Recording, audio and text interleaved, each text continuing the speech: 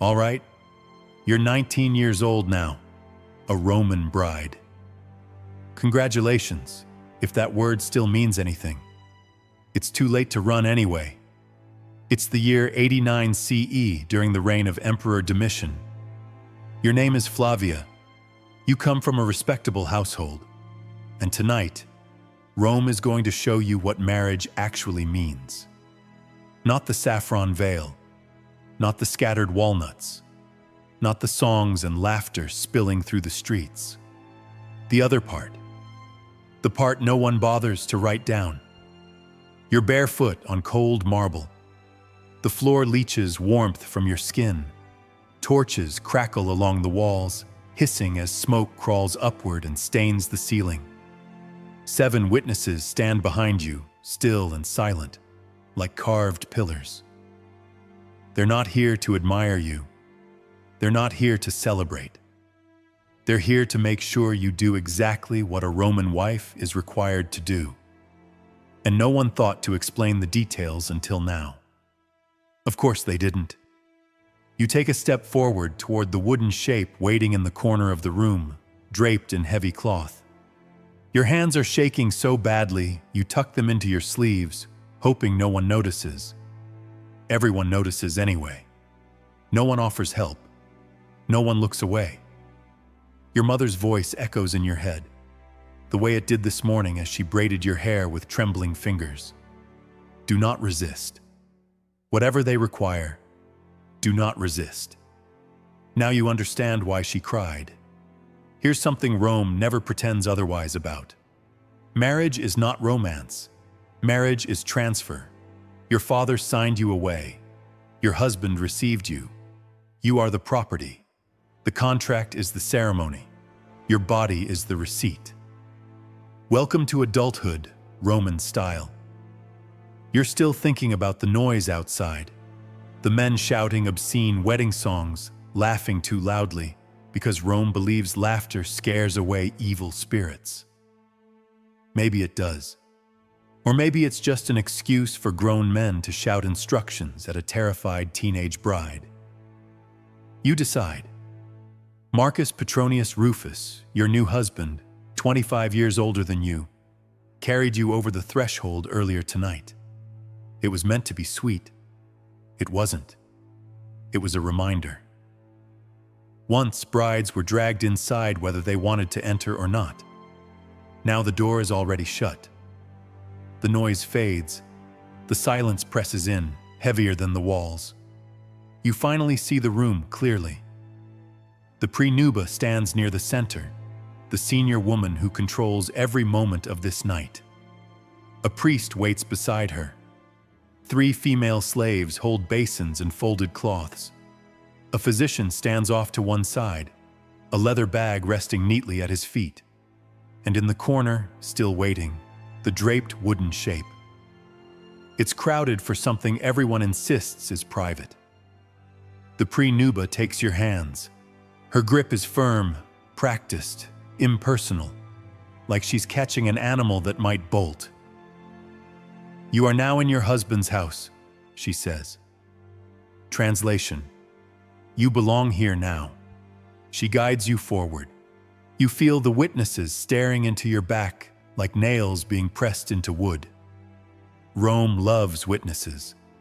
Rome trusts nothing without documentation, signatures, and enough people to swear it happened. Survival here has rules. You learn them fast, or you break. Rule 1. Keep your head down and your mouth shut. You pull the cloth away. There it is. A wooden figure carved into a shape Rome rarely names out loud. Mutunis Tutunis, a fertility god. A god brides must greet before their husbands are allowed anywhere near them. The shape leaves no room for confusion. Its purpose becomes clear as the prenuba begins to explain what you must do. Mutunis Tutunis was Rome's deity of fertility and sexual initiation. We know he existed because ancient writers mention him only briefly and always with visible discomfort. Centuries later, as Christianity swallowed Rome, St. Augustine wrote about the ritual with open outrage. Roman brides, he said, were required to perform a seated offering involving the statue, a sacred duty, a necessary step before consummation. You freeze. The room waits. The pronuba leans closer, her voice low, controlled, unyielding. You must ask his blessing, she says. You must offer yourself as tradition requires. Your stomach drops. Your mother's warning finally clicks into place. And here's the part no one told you. This ritual isn't symbolic, it's procedural. This is Rome's first verification step. The witnesses shift closer. The priest murmurs a prayer that sounds more memorized than believed. The physician adjusts his stance, already preparing for his role.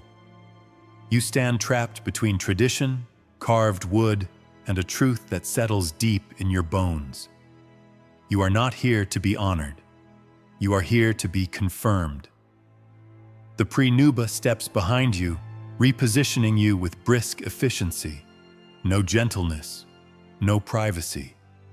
Just hands, commands, and eyes watching every movement. They call it sacred. You can already tell it's bureaucracy dressed in religion.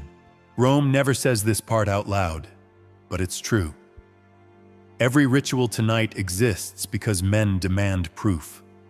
Proof you were untouched. Proof you obeyed. Proof that any children born from this marriage will belong to your husband, and not to someone shouting songs outside earlier tonight. You are not a partner in this marriage. You are evidence. The prenuba gives instructions in a calm, practiced tone. The voice of someone who has overseen this too many times to feel anything about it anymore. The witnesses lean forward, not close enough to intervene, just close enough to remember. Your knees tremble, your face burns. You do it anyway. Because Rule 2 is simple. Refusal is punished, and Rome never pays the price. Women do. When it's over, the slaves move fast. One brings a bronze basin, another pours scented water over your arms, washing you as if rinsing an object back to neutral. You're shaking, but no one meets your eyes. They've done this before. They'll do it again tomorrow. The priest mutters another prayer. Even he sounds bored. Roman religion isn't tender. It isn't comforting. It's a checklist. Gesture, offering, smoke, done. Your body has just been added to the list. Then the physician steps forward. He's older. His hair is pulled back neatly. The leather bag stays close to his side. He doesn't greet you. He doesn't need to. You're not a patient. You're a case. He examined you earlier before the ceremony. That was the before. The record confirming your virginity is already sealed. Now he needs the after. The prenuba nods. The witnesses shift again. You stare at the floor and stop thinking. The physician works with cold efficiency, the same way someone inspects grain shipments or livestock. To him, you are not a frightened girl on her wedding night. You are property being verified. He finishes quickly and delivers a short, clinical statement. A slave records it on a wax tablet. If your husband ever drags you into court, these 7 people will swear they saw everything. You want to scream. You don't. Screaming was never one of your options. The prenuba announces that the rituals of preparation are complete, which means the real ordeal hasn't even started yet. They lead you toward the bedchamber. The door is left open on purpose. Oil lamps line the walls, their flames steady and bright, refusing to flicker. Shadows stretch and slide across the stone like they're watching too. This isn't intimacy. This is inspection. Marcus enters last. Your husband. He doesn't look at you right away. His eyes go instead to the prenuba, like a student waiting for a signal he's afraid he might miss. That surprises you. You expected authority, confidence, certainty. Instead, he looks like a man about to sit for an exam he didn't study for.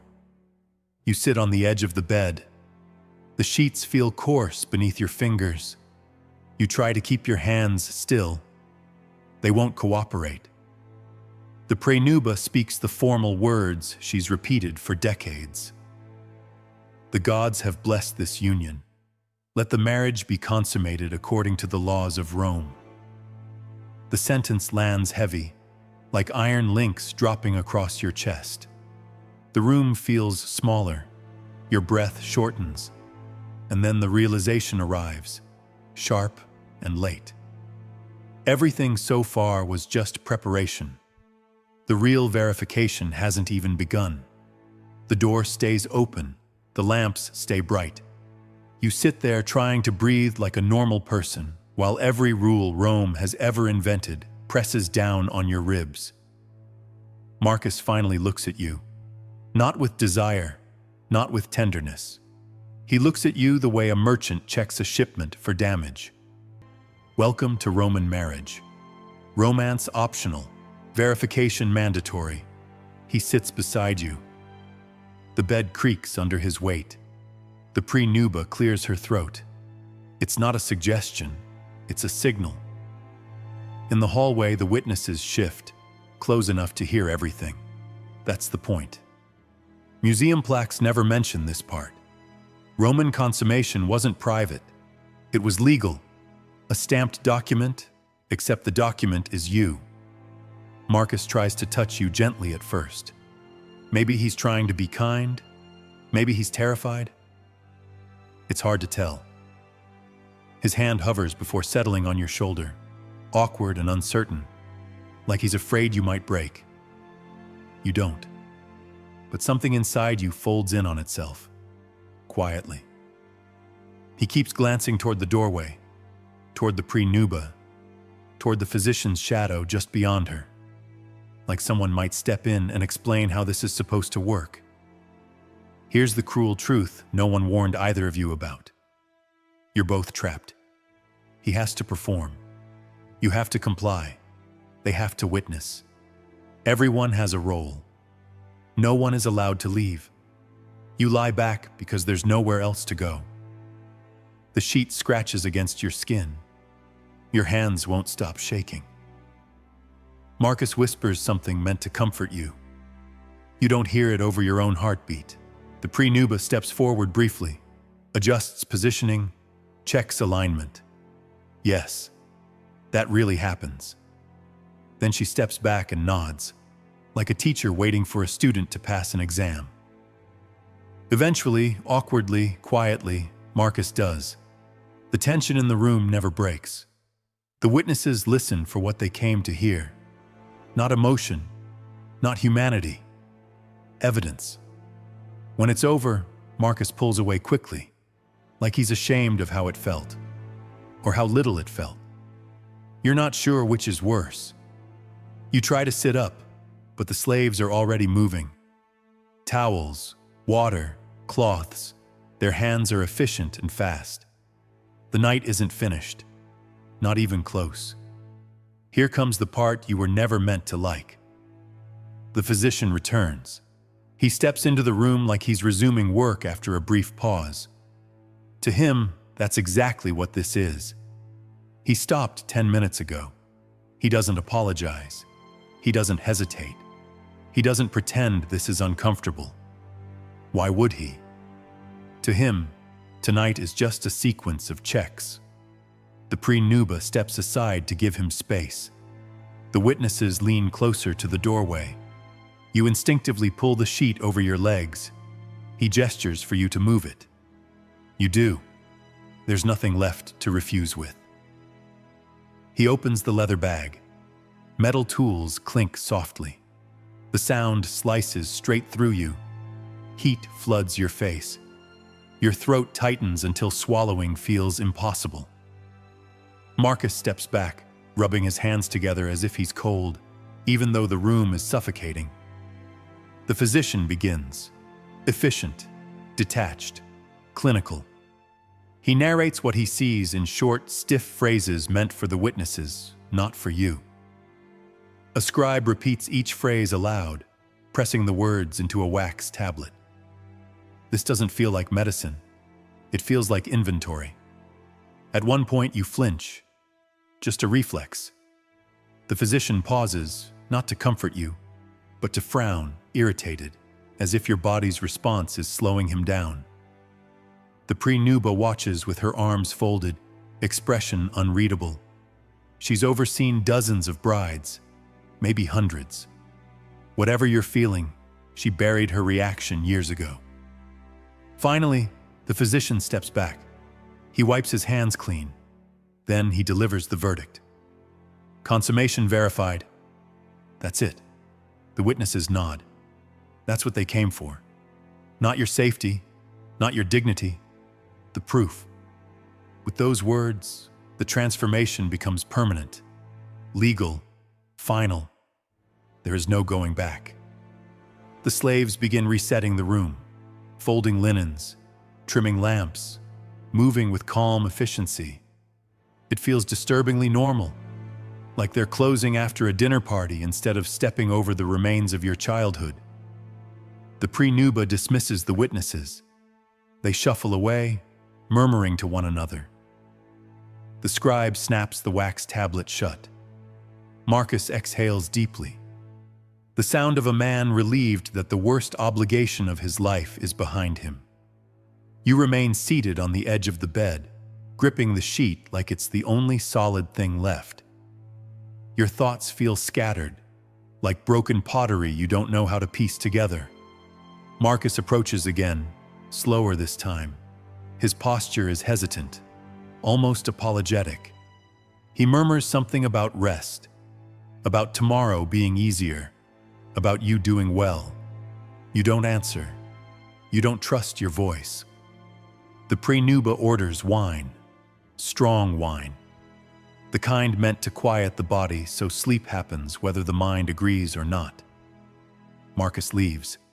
His footsteps fade down the corridor. You are finally alone, or as alone as a Roman wife is ever allowed to be. The door never fully closes. Someone is always close enough to hear. You lie down carefully. The lamps dim. The house settles, and the truth sinks in, slow and heavy. What happened tonight wasn't the end of anything. It was the beginning. The beginning of the life Rome expects you to live. The wine dulls the edges but doesn't erase a thing. Nothing could. Not after everything Rome carved into you in a single night. You stare up at the ceiling beams. Somewhere in the house, a water clock drips steadily, measuring time the same way Rome measures women. Quietly, relentlessly, without mercy. You think you're alone? You're not.